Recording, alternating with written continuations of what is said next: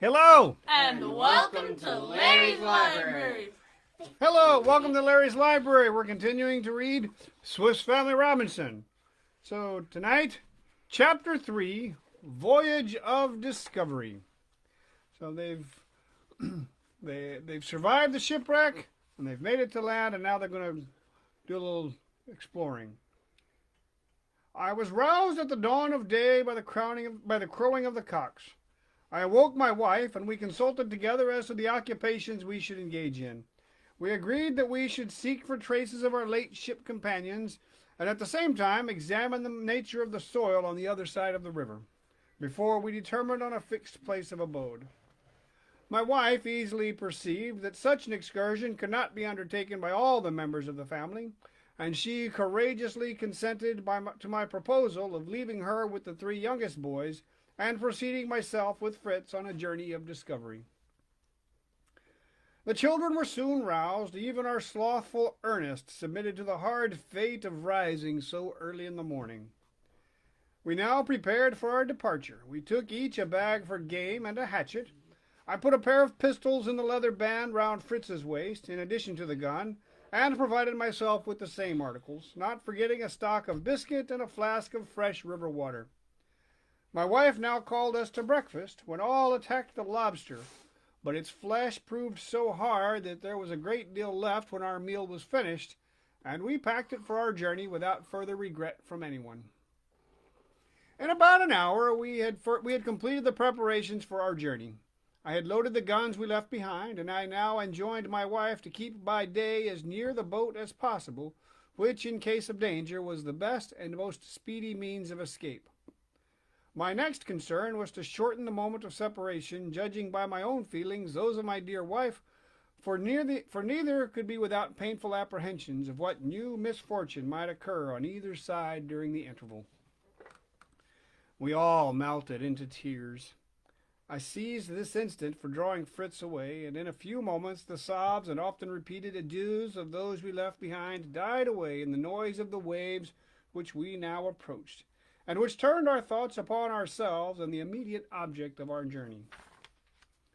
The banks of the river were everywhere steep and difficult, excepting at one narrow slip near the mouth on our side, where we had drawn our fresh water. The other side presented an unbroken line of sharp, high, perpendicular rocks. We therefore followed the course of the river till we arrived at a cluster of rocks at which the stream formed a cascade. A few paces beyond, we found some large fragments of rock which had fallen into the bed of the river. By stepping upon these and making now and then some hazardous leaps, we contrived to reach the other side.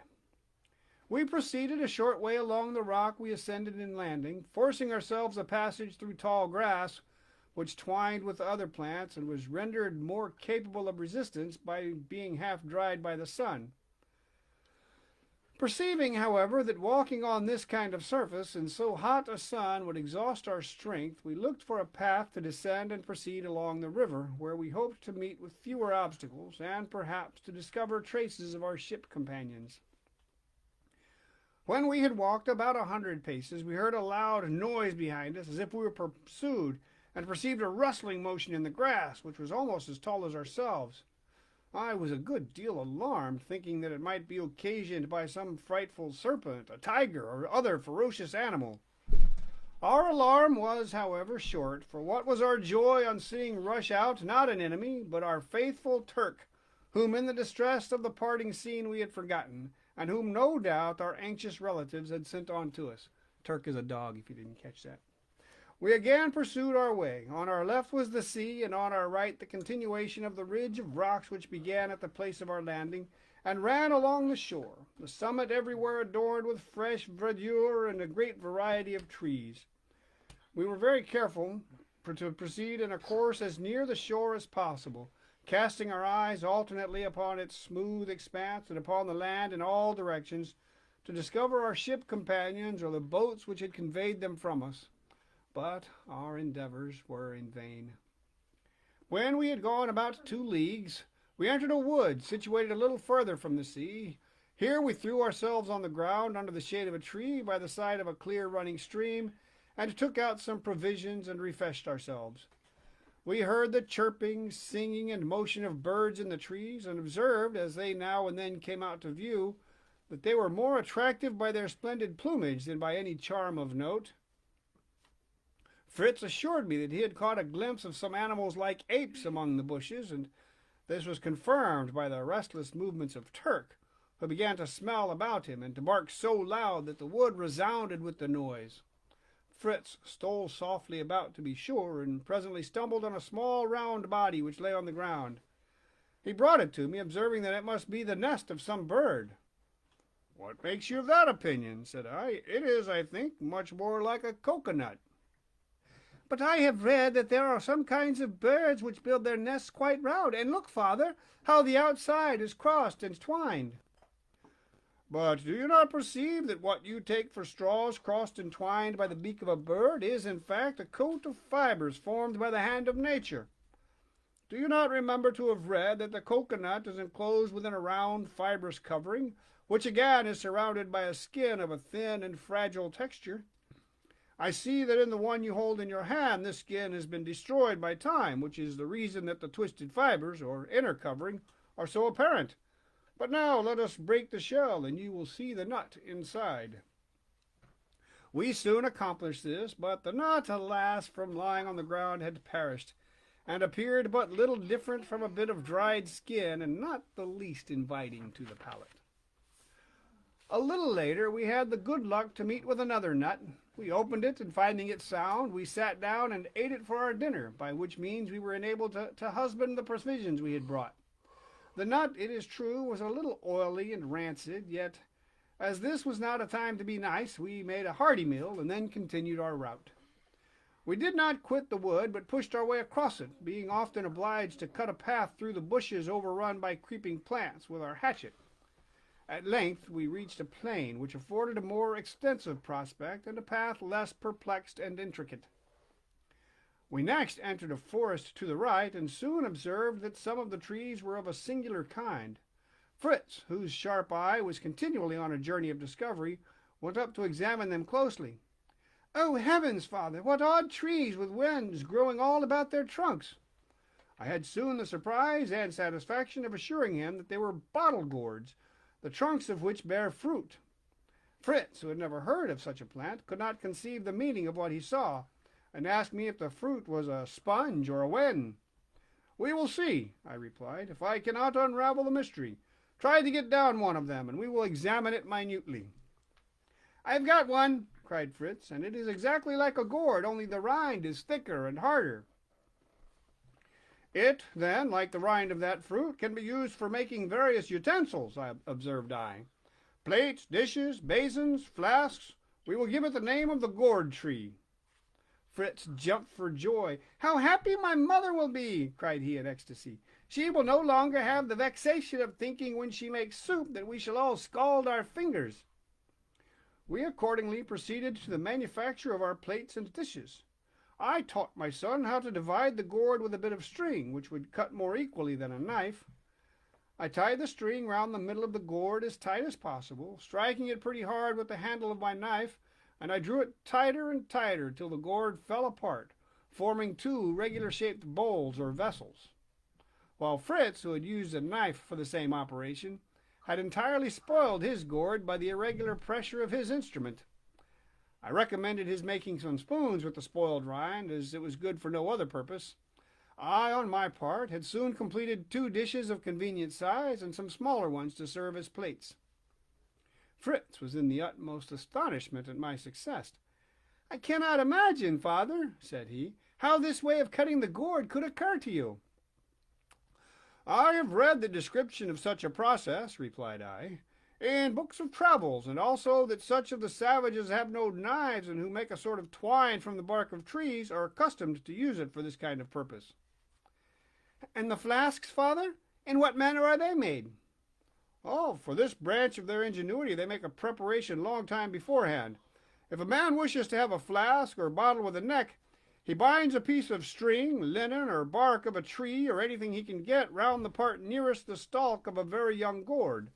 He draws this bandage so tight that the part at liberty soon forms itself to a round shape, while the part which is confined contracts, and remains ever after narrow.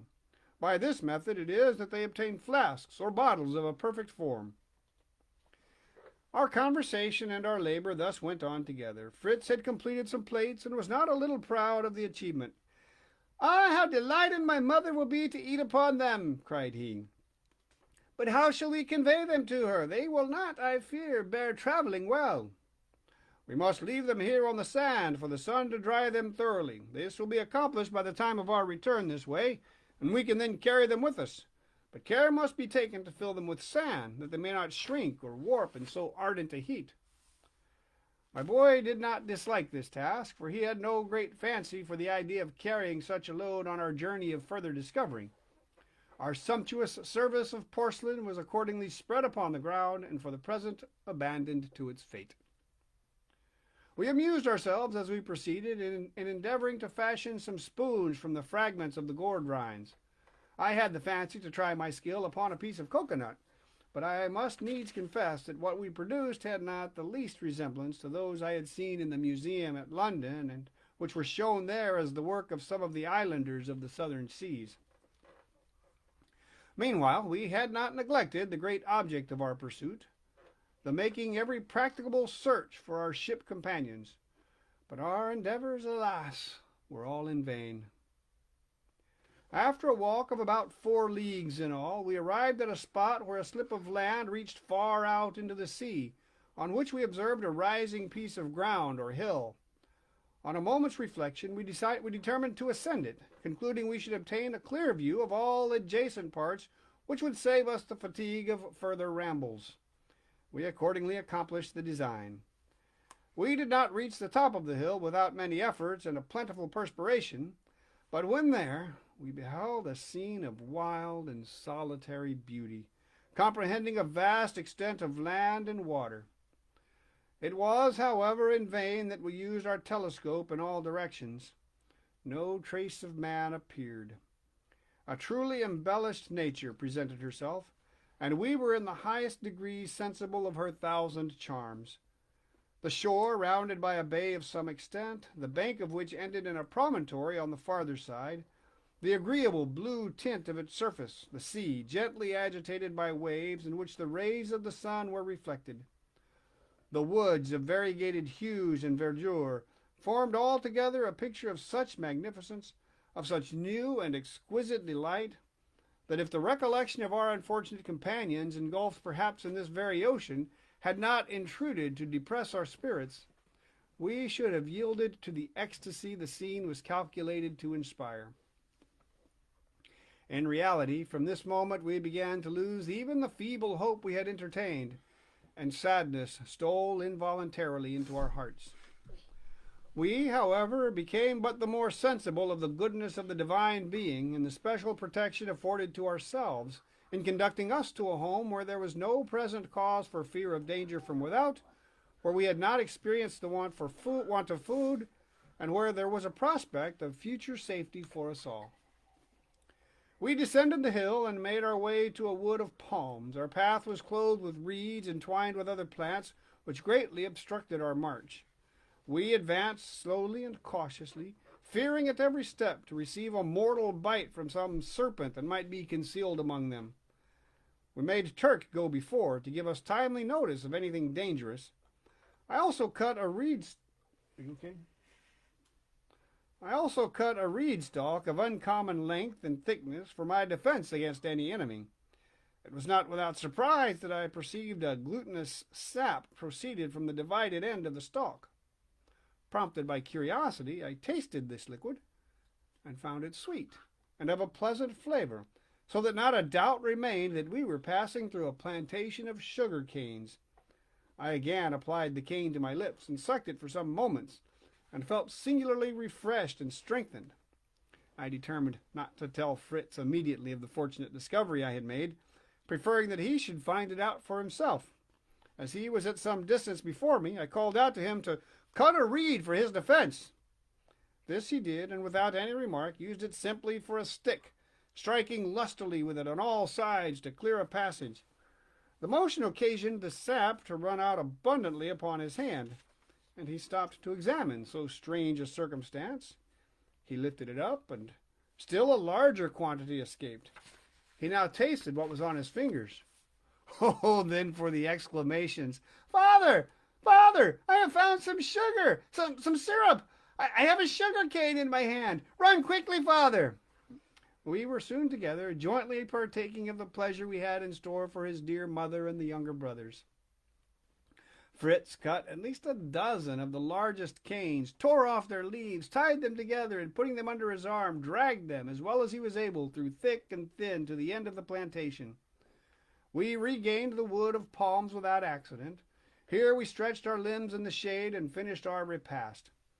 We were scarcely settled when a great number of large monkeys, terrified by the sight of us and the barking of Turk, stole so nimbly and yet so quietly up the trees that we scarcely perceived them till they had reached the topmost parts. From this height they fixed their eyes upon us, grinding their teeth, making horrible grimaces, and saluting us with screams of hostile import. Being now satisfied that the trees were palms bearing coconuts, I conceived the hope of obtaining some of this fruit in a milky state through the monkeys. Fritz, on his part, prepared to shoot at them instantly. He threw his burdens on the ground, and it was with difficulty I, by pulling his arm, could prevent him from firing. I now began to throw some stones at the monkeys, and though I could not make them reach to half the height at which they had taken refuge, they showed every mark of excessive anger. With their accustomed trick of imitation, they furiously tore off nut by nut all that grew upon the trunk near them to hurl them down upon us, so that it was with difficulty we avoided the blows, and in a short time a great number of coconuts lay on the ground round us. Fritz laughed heartily at the excellent success of our stratagem, and as the shower of coconuts began to subside, we set about collecting them. We chose a place where we could repose at our ease to feast on this rich harvest. We opened the shells with a hatchet, but first enjoyed the sucking of some of the milk through the 3 small holes where we found it easy to insert the point of a knife. The milk of the coconut has not a pleasant flavor, but it is excellent for quenching thirst. What we liked best was a kind of solid cream which adheres to the shell and which we scraped off with our spoons. We mixed with it a little of the sap of our sugar canes, and it made a delicious repast. Our meal being finished, we prepared to leave the wood of palms. I tied all the coconuts which had stalks together and threw them across my shoulder. Fritz resumed his bundle of sugar canes. We divided the rest of the things between us and continued our way towards home. And that's the end of chapter 3. Tomorrow we'll go with chapter 4, Return from the Voyage of Discovery, a nocturnal alarm. And I'll give you a little spoiler alert, they find a pet. And this was the... But I thought they already have pets. Well, they'll get more. This was This has been Larry's I hope Library. they get Thank a you. sheep. Bye. I hope they get another sheep.